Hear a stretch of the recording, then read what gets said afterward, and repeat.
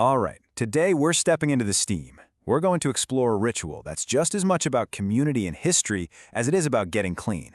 We're talking about the hammam, and believe me, it is so much more than a bath. Let's dive in. Just forget everything you think you know about a spa day. This isn't about a quick shower or some fancy lotion. We're talking about a profound top-to-bottom purification that connects our modern world to a truly ancient practice of renewal. So what exactly is a hammam?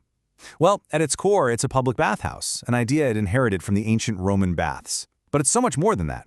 It serves this incredible dual purpose. It's a place for ritual cleansing and hygiene, absolutely, but it's also a vital social hub. It's where you cleanse the body and connect with your community. Now, I totally get it. Walking into a hammam for the first time, it can be a little intimidating, right? It's nothing like a Western spa experience, so to kind of demystify the whole thing, we're going to walk through the entire process, step by step, just like you were there. Okay, our journey begins the second you step out of the changing room and leave the outside world behind.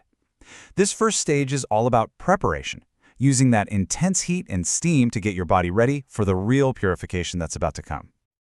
So an attendant guides you into this hot, steam-filled chamber, and immediately this wave of warmth and humidity just envelops you. The goal here is pretty simple, to make you sweat. That heat opens up your pores, it softens your skin, and it kicks off your body's natural detox process. All you have to do is sit back, relax, and just breathe it all in. And now we get to the heart of the hammam experience. This isn't just washing. This is a systematic art form, an art of exfoliation that has been perfected over centuries. Okay, so here's how it goes down. It's actually beautifully simple.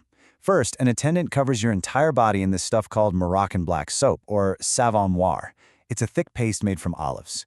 Then you just chill out in the steam for another 10 or 20 minutes while that soap does its thing. After that comes the main event, a really vigorous scrub with a special exfoliating glove called a Kessa. And finally, you're rinsed off with buckets and buckets of warm water, just washing everything away. Let's talk about this Kessa glove for a second, because for a first-timer, the feeling can be a real shock. People describe it as having a sandpaper-like texture. I mean, it is rough, but that's the whole point.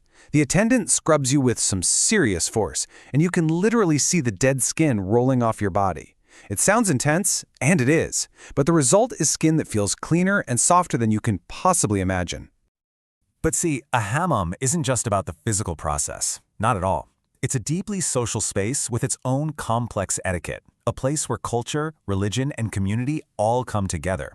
So, let's get into those unwritten rules. The most fundamental rule of all is that hammams are strictly segregated by gender. They either have completely separate buildings or different hours for men and women. And this is so key to understanding their social importance, especially for women.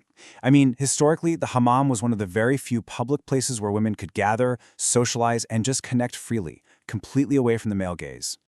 And this is where things get really, really fascinating. You see this clear tension between religious rules and what actually happens in practice. So according to Islamic scholars like Al-Ghazali, modesty, covering the area between the knees and navel, is required even among people of the same gender. But if you go into many traditional Moroccan hammams, the lived experience is totally different. It's just a cultural norm for women to be completely nude and perfectly comfortable about it. This quote from a Reddit discussion just sums it up perfectly. The user says, "Look, it's clear that being nude around other women is haram, meaning forbidden from a religious standpoint, but in this case, culture has taken the win.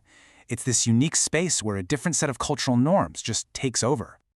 So besides the nudity question, there are other rules of etiquette. For men, wearing bottoms is an absolute must. Wasting or splashing water is a big no-no. You have to be respectful of the shared space.